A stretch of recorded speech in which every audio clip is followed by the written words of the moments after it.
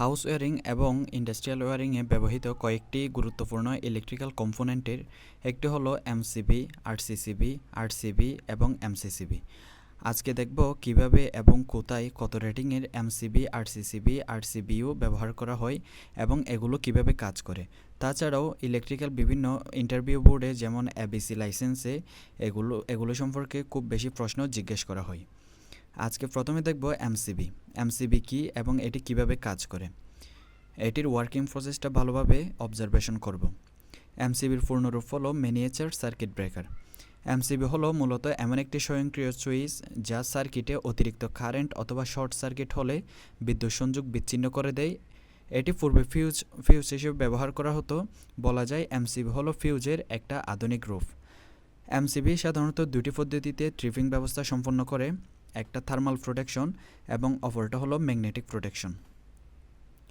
Thermal প্রোটেকশনটা এমসিবির ভিতর দিয়ে যখন নির্দিষ্ট রেটিংয়ের বেশি কারেন্ট দীর্ঘ সময় ধরে প্রবাহিত হবে তখন এটি থার্মাল প্রোটেকশনটা দিয়ে থাকবে। থার্মাল প্রোটেকশন প্রধানত বাইমেটালের মাধ্যমে সম্পন্ন হয়।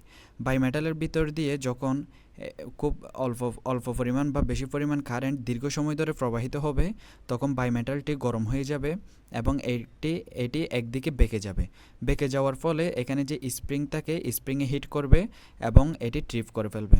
এই মেকানিজমটাকে বলা হচ্ছে থার্মাল প্রোটেকশন। এটা সাধারণত ওভারলোডের ক্ষেত্রে হয়ে থাকে, যখন নির্দিষ্ট কারেন্টের বেশি কারেন্ট দীর্ঘ সময় ধরে এমসিবির ভিতর দিয়ে প্রবাহিত হবে তখন এটি সম্পন্ন হবে। আরেকটি আছে ম্যাগনেটিক প্রোটেকশন। এমসিবির ভিতরে একটি ম্যাগনেটিক কয়েল থাকে, ওইখানে যখন হঠাৎ করে অতিরিক্ত পরিমাণ কারেন্ট প্রবাহিত হবে তখন একটি ম্যাগনেটিক ফিল্ড ক্রিয়েট হবে। ওই ম্যাগনেটিক ফিল্ড অর্থাৎ চৌম্বক ক্ষেত্রের কারণে এমসিবিটি ট্রিপ করবে। এই মেকানিজমটাকে বলা হচ্ছে ম্যাগনেটিক প্রোটেকশন। এটি শর্ট সার্কিটের ক্ষেত্রে দিয়ে থাকে। শর্ট সার্কিটটি হঠাৎ করে একটু বেশি পরিমাণ কারেন্ট এমসিবির ভিতর দিয়ে প্রবাহিত হয় তখন ম্যাগনেটিক ফিল্ড ক্রিয়েট হয়। এভাবেই শর্ট সার্কিট প্রোটেকশন বা ম্যাগনেটিক প্রোটেকশন দিয়ে থাকে। আমরা বাজারে এমসিবি 6 এম্পিয়ার থেকে শুরু করে 63 এম্পিয়ার পর্যন্ত স্বাভাবিকভাবে পেয়ে থাকি। এছাড়াও 125 এম্পিয়ার পর্যন্ত পাওয়া যায় মাঝে মধ্যে। এটার ভোল্টেজ রেটিং 230 অথবা 415 ভোল্ট পর্যন্ত হয়ে থাকে। এটি বিভিন্ন ধরনের প্রোটেকশন দিয়ে থাকে। এর মধ্যে একটি হলো শর্ট সার্কিট প্রোটেকশন এবং ওভারলোড প্রোটেকশন। এটি ফেজ এবং নিউট্রাল যদি একত্রিত হয়ে যায়, কোনো শর্ট সার্কিট হয় তখন এটি প্রোটেকশন দিবে এবং এটি অটোমেটিক ট্রিপ করবে। এছাড়াও যখন অতিরিক্ত পরিমাণ কারেন্ট নির্দিষ্ট রেটিংয়ের বেশি কারেন্ট প্রবাহিত হবে তখন এটি ট্রিপ করবে। ব্যবহার অনুযায়ী এটি বিভিন্ন জায়গায় স্থাপন করা যায়, যেমন বাসাবাড়ি, অফিস এবং ছোটো লোডের ক্ষেত্রে ব্যবহার করা হয়। এটি সাধারণত 6 এম্পিয়ার, 10 এম্পিয়ার, 16, 20, 32, 40 এবং 63 এম্পিয়ারের ব্যবহার করা হয়ে থাকে। স্বাভাবিকলি আমরা 63 এম্পিয়ার পর্যন্ত ব্যবহার করি। যদি এর বেশি হয় তখন আরেকটি আমরা ইলেকট্রিক্যাল ডিভাইস ইউজ করি, এটাকে বলা হচ্ছে এমসিসিবি। এমসিসিবি সাধারণত এমসিবির মতোই কাজ করে, তবে এটা বড় লোডের ক্ষেত্রে কাজ করে। এখন দেখব এমসিসিবির পূর্ণরূপ। এমসিসিবি এর পূর্ণরূপ হলো মোল্ডেড কেস সার্কিট ব্রেকার। এটা বড় লোড এবং বড় মোটর, ইন্ডাস্ট্রিয়াল লোডের ক্ষেত্রে ব্যবহার করা হয়ে থাকে। এটার ওয়ার্কিং প্রসেস হুবহু এমসিবির মতো, থার্মাল প্রোটেকশন এবং ম্যাগনেটিক প্রোটেকশন দিয়ে থাকে। এখানে এমসিবি যেমন আমরা 6 এম্পিয়ারের জন্য নির্দিষ্ট একটা এমসিবি, 10 এম্পিয়ারের জন্য নির্দিষ্ট আরেকটা এমসিবি, 63 এম্পিয়ারের জন্য আরেকটা এমসিবি এভাবে ব্যবহার করি। তবে এমসিসিবির ক্ষেত্রে এরকম ব্যবহার করা হয় না। এখানে একটা অ্যাডজাস্ট করার মতো সুইচ থাকে, ওইটা অ্যাডজাস্ট করে দিলেই আমরা যত রেটিংয়ের ব্যবহার করব, যেমন এখানে আছে একটা নব, এটা ঘুরাই দিলেই আমরা নির্দিষ্ট পরিমাণ একটা এম্পিয়ার রেটিং এখানে সেট করে দিতে পারবো।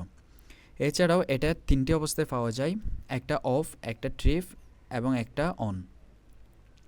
এটা নিচের দিকে থাকলে অফ, মাঝখানে থাকলে ট্রিপ এবং উপরে থাকলে অন। আর এটা যত এম্পিয়ার হবে তত এম্পিয়ার আমরা ব্যবহার করতে পারবো।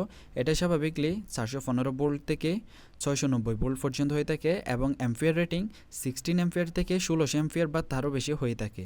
সাধারণত 16 এম্পিয়ারের জন্য আমরা এটা ব্যবহার করি না।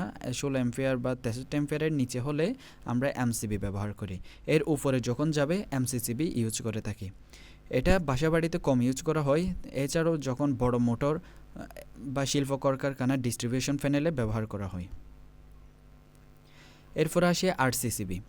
এতক্ষণ আমরা দেখলাম যখন ফেজ নিউট্রাল একত্রিত হয়ে যাবে অথবা ওভারলোড সার্কিট হবে বা শর্ট সার্কিট হবে, তখন প্রোটেকশন দিবে এমসিবি এবং এমসিসিবি। কিন্তু যখন আমরা কোনো বৈদ্যুতিক তারের সংস্পর্শে আসব বা কোনো ওয়াটার লিকেজের মাধ্যমে কারেন্ট লিক হয়ে যাবে, তখন এটা কোন ডিভাইসটা প্রোটেকশন দিবে? এই ডিভাইসটাকে বলা হচ্ছে আরসিসিবি।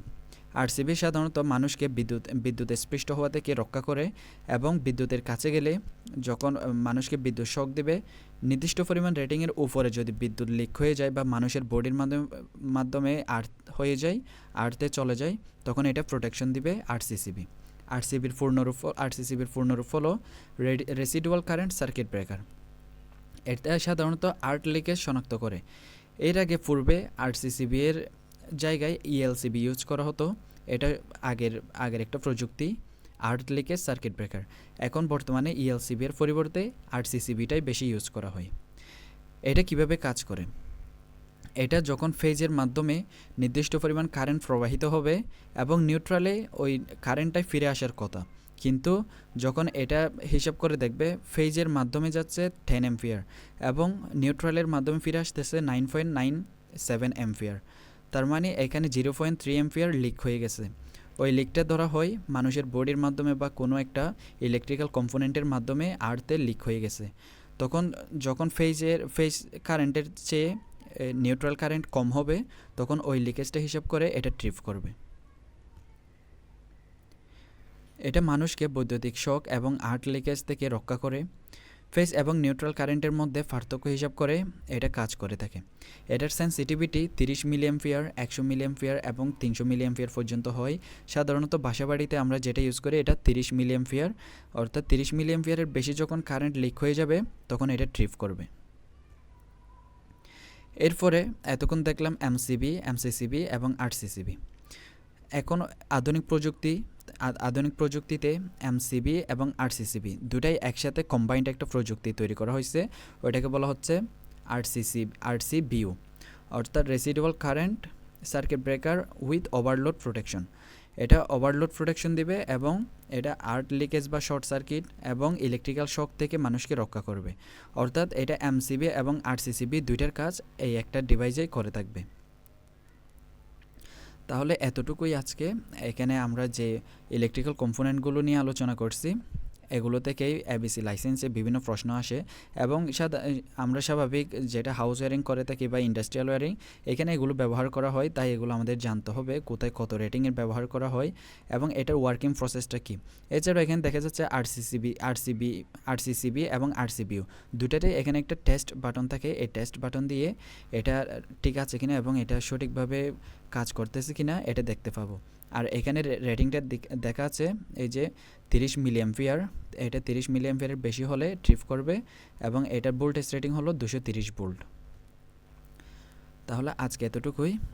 পরবর্তীতে কোনো একটা নতুন ভিডিও নিয়ে আপনাদের সামনে হাজির হব।